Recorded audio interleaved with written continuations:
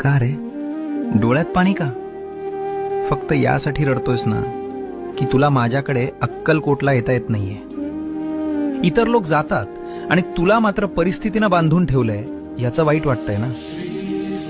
तू तिथे येऊन त्या गर्दीत मला शोधतोस, पण मी तर तुझ्या घरातल्या त्या कोपऱ्यात तुझ्या देव्हाऱ्यात मांडी घालून बसलोय.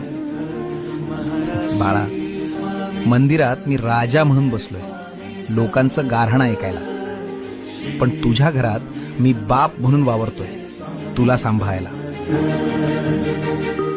मग राजाच्या दरबारात जाणं महत्वाचं की बापाच्या मांडीवर बसणं महत्वाचं? त्यामुळे अक्कलकोटला येता येत नाही याची खंत करू नकोस. आत्ता याच क्षणी डोळे मिट आणि बघ, मी तुझ्या समोर उभा नाहीये, तर मी तुझ्या आत बसलोय.